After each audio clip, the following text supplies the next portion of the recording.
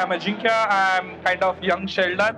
I started my career almost 5 years back, and I'm working on very innovative, so trying to solve very innovative and social problem around sanitary napkin disposal and recycling system. So what we have cracked that we have developed this world's first technology to recycle the use and pads.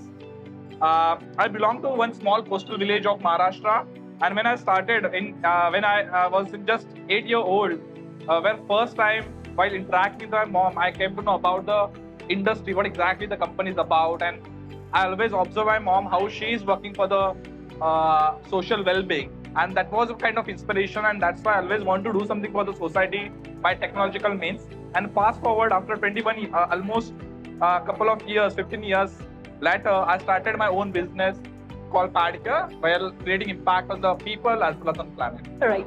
So I'm Kirty Datar, and I'm the co-founder for CaneBot. And as the name suggests, CaneBot is sugarcane juice robot. Basically, we have built fresh sugarcane juice robotic vending machine.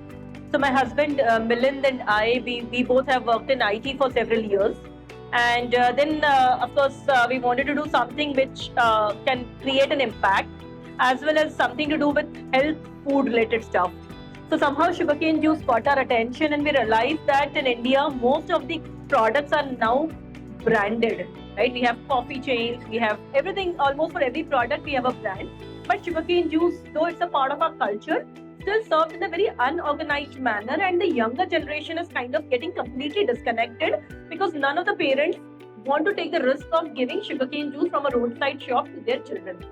But on the other hand, they are consuming packaged drinks, carbonated beverages, which is not good for anyone for that matter.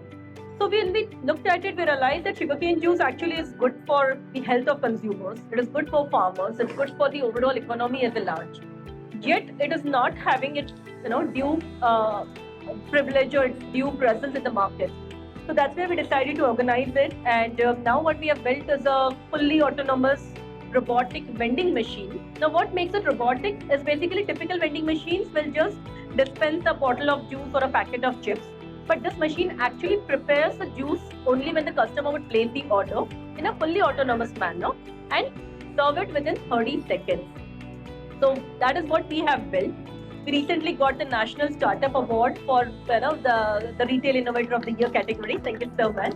And for us, the aspiration has been that गन्ने के juice को road side shop से उठा करके एक brand बनाना है. And I'd say in some way a dream come true for us moment was when we were invited during the ITC World Cup to install a machine, and next to Coke and Coke, we are serving sugarcane juice, and younger generation is choosing sugarcane juice over carbonated beverages. I think for us that was a dream come true moment. Of course, we still have a long way to go. But that was the whole idea, to make sugarcane juice aspirational, make it cool. And I think with the help of technology, that is what we have, I'm still trying. I mean, we have got it to a level, but still we have a long way to go. Hi, my name is Rohan, and I'm a co-founder of Moonshine Meads. We make alcohol from honey. Normally, that's my elevator pitch, but I will continue. As a brand, we've been around for 6 years. We've been converting honey into alcohol, and we're currently present in about 5 states and also exporting to one country, the Middle East. Our brand promise is effectively we make alcohol from honey and no artificial flavors, no sugar. It's only real honey, real fruits, real spices. And it's a gluten-free beverage, and it's also a very ancient Indian beverage. The word mead comes from, if you've heard the word Madhira, the root word is mud. So this is the OG Indian alcohol. We're just bringing it back in modern avatar. Yeah, so now what are the next 3 steps we took? It's very important. See, what happens is there are a lot of ideas that keep coming to our mind. हर दिन एक नया idea आता है कि यार यहाँ gap है, वहाँ gap है. We can do a lot of things. But then not every idea is worth becoming a business. So I think the first 3 steps that we took was, when this idea struck us, we didn't really overnight quit our job. We spent a lot of time doing a background research. So first thing first, we did a market survey.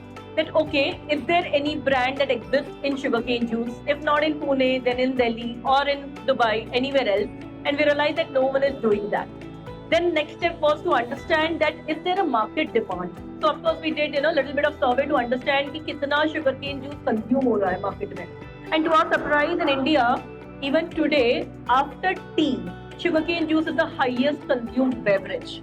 Though it is so unorganized, so we realized that the TAM, what we call that, is really huge, and this could be an opportunity worth pursuing. After that, of course, next step was doing a financial feasibility. That can this be made a business? Will it ever become profitable? Will it ever become scalable? That was the second step. Third thing was then understanding the technical aspects of the product. Of course, we had worked in IT, had no background of agriculture or farming or whatsoever. So understanding sugarcane. So we literally went up to the Sugarcane Research Institute in Coimbatore. It is one of the oldest institutes in our country. Spent time with scientists, understood what are the different varieties of sugarcane, what are the nutritional values, what happens if we consume it regularly, and so on. So a lot of those research was done. That helped us define the specifications कि हम लोगों को जो sugarcane use करना है वो किस age का होना चाहिए, किस age में कितना sugar content है, if you consume regularly then what happens and so on. So there was a lot of background work that was done before we came to conclusion that yes, we should pursue this idea and we want to quit our high-paying jobs and get into it. But I think that groundwork became our strength in years to come. So that's one thing that I'd want to tell, that sometimes we become very impulsive. So we always say that if you get an idea and if that idea sticks with you for the next 1 month, 2 months, few months, then you should jump into it. ऐसा नहीं है कि आज idea है और चलो कल शुरू करते हैं, क्योंकि वो 4 दिन बाद fade भी हो जाएगा फिर. So if you look in the any kind of R&D stage, it's kind of, I feel, is an incremental innovation. It's not going to happen on the day one. So when I started with the Padcare, right, first thing what I did, similar what Kirty told, where I have to own that particular problem, where I have interacted with a couple of the actual user, those are feeling and those are going through menstrual cycle on monthly basis, right, and understanding their problem statement. I spent almost 6 months to understand problem, and then I started more focusing on the solution. And if you look, any kind of company who scale up from the technology readiness level 1, which is very initial idea, architecture, and to the TR led, the one thing that we followed is design thinking approach.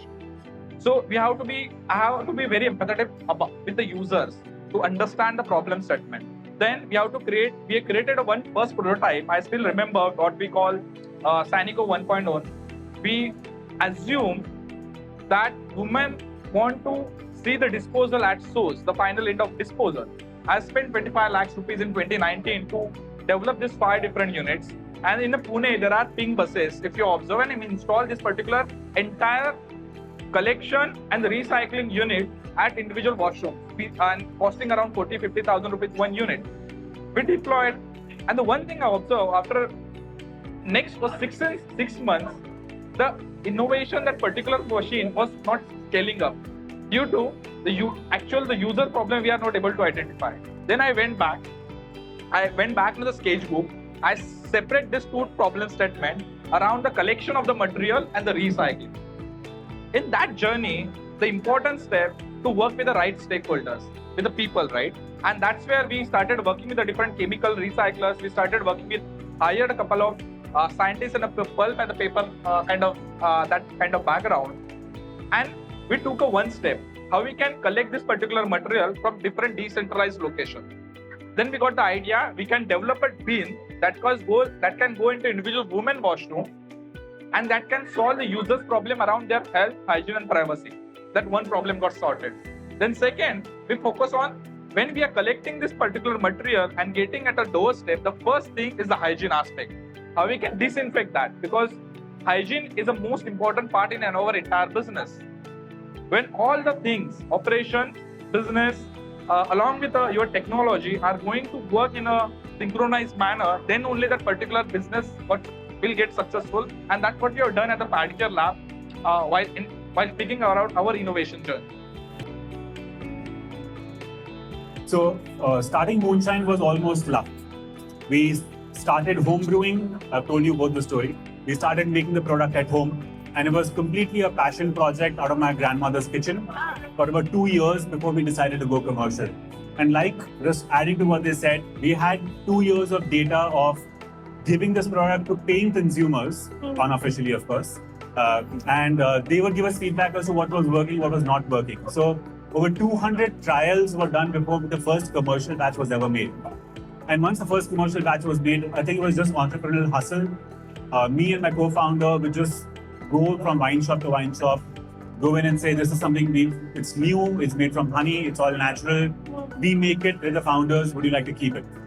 And one wine shop kept it. And we stood in that wine shop and we sold day after day, we sold to consumers coming in. That's how it started. From there, we went to 2 wine shops and 3 and then 4. From there, we went to 2 different cities. We went to 2 different states. We're now in 5 different states, 1 new country and 2 countries. And so again, it's been an arduous journey. It's been a tough journey, especially competing with the big boys. As I mentioned earlier today, ironically, we're not available in this location because we can't compete with the big boys. We can't compete with their budgets. But it's fine. Yet. Thank you. Thanks. So it's been predominantly all hustle.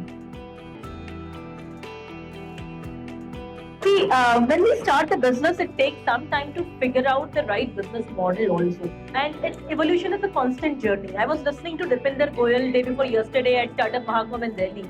And he said that what they started initially with Zomato was completely different, and what they are now is a 5th version of their business. So I think it's a part of our journey as an entrepreneur, and it's important that we as founders are open to understand that how we have to choose certain paths in a particular situation. So to be honest, packaged drink was not a strategic choice. It was, I'll say, an outcome of COVID. COVID happened. Now what do? You want to sell product to customers' place, and we had done a lot of research to how to package sugarcane juice. Though we had kept it aside, we thought we'll launch it at a much later stage because packaged drinks requires a lot of marketing budgets and a lot of brand building effort. But when COVID happened, we said, okay, let us take out that research that we have done. We launched the brand, and that helped us keep our brand afloat during the COVID times when we couldn't serve through kiosks, right? So that was the way we utilized that space.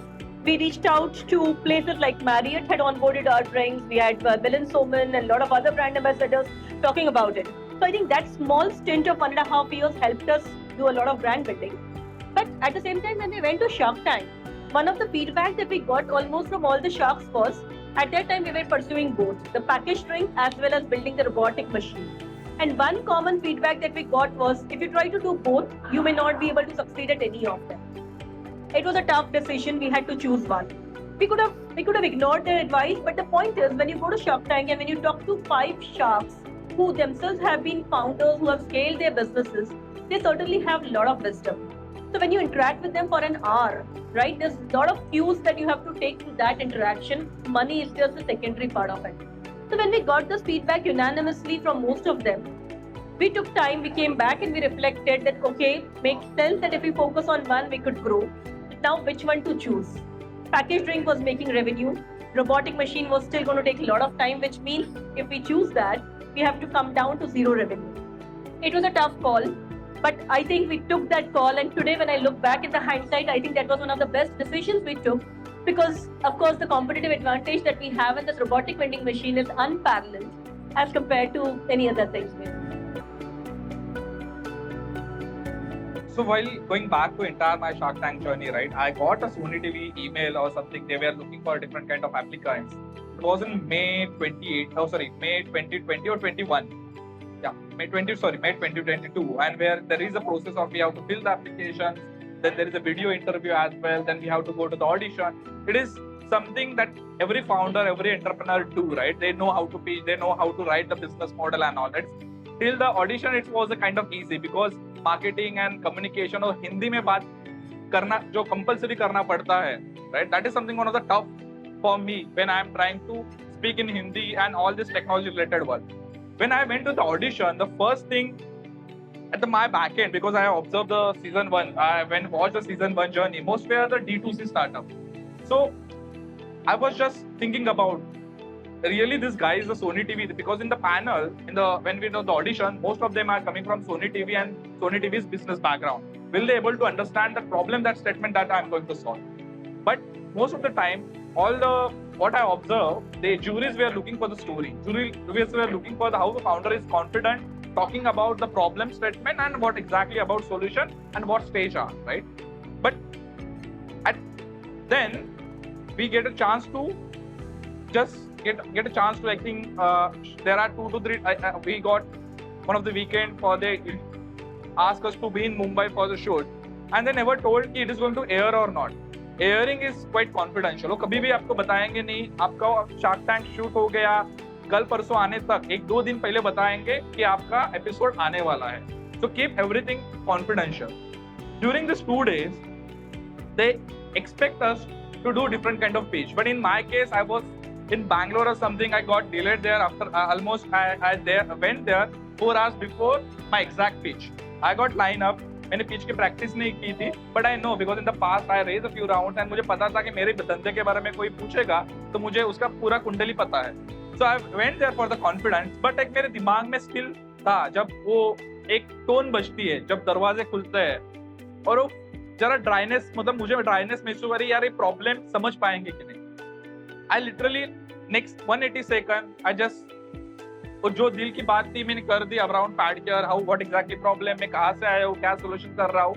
और उसके जब 5 question answer शुरू हो गए, that is where I know कि when they talking about business, economics, they talking about problem, solution, मैं इस particular business because I am running for last couple of years, हर एक चीज मुझे पता रहेगी. It went when actually I got surprised where Piyush Bansal ran towards me with a blank check. I never expected that or anticipated that. If someone like Piyush or other sharks will run or they will run towards me for this particular deal, right? But then post Shark Tank, ये सब होने के बाद जब air होने आता है, right? We have to be very prepared with our all marketing, and I suppose everyone, you guys have done a lot in terms of marketing and other aspects. My episode got on air. My website got crashed within just 5 seconds because immediately जो massive amount of traffic आ जाती है उसके लिए prepare नहीं रहते हैं. But the good thing for last 1.5 years, what happened with the Padcare, almost a year, we got amazing deals in the B2B segment I never anticipated. We are working with Namita and Piyush. We are soon launching the first frame with the lens card that is going to get manufactured from the plastic that what we are recovering. With Namita, we are working on certain kind of packaging material. So with the sharks, it's not just about money. It's all about ecosystem, about network that they are going to bring and the credibility. In nutshell, the business aspect, we have grown by 10x in just a year. I never anticipated I will get an inquiry from Supreme Court of India. Some judge or someone is asking for this particular machine at Supreme Court for the judges, right? This is something, one of the things happened for the Padcare, probably वो नहीं हो सकते. Well, we got quite lucky with Rainmatter because for us it was the pre-series A, and we were looking at larger investors coming on board, and it was a chance meeting to kind of meet Rainmatter. And interestingly, we talked a lot about the whole honey aspect of things. How, again, we are into beekeeping as well. We have our own bee boxes. We're collecting our own honey. And how, what I said earlier, the more meat that is consumed in the world, the better it is for the environment. And that's what it was. It was, for Rainmatter, a more sustainable form of alcohol. It is actually, meats are the most sustainable form of alcohol, even better than beer or wine or anything else. It's also older than beer or wine. So Rainmatter looked at that aspect and saw that there was a huge connect to what they were doing from a sustainability perspective. And that's where that connection just formed. So I think we got really lucky with Rainmatter because we hadn't even thought of approaching funds for like sustainable impact funds. And it was just a chance meeting because someone's like, hey, you guys got to speak to these guys. We met them and they were like, tell us more. And next thing they're like, okay, fine, we're in. They're like, what's the shortfall? How much do you need more? Whatever it is, we're in. So for us, we got quite lucky. We haven't approached anyone yet in the sustainability space yet, but in the next round, potentially. For me, right now, we are already operating in 19 cities in India.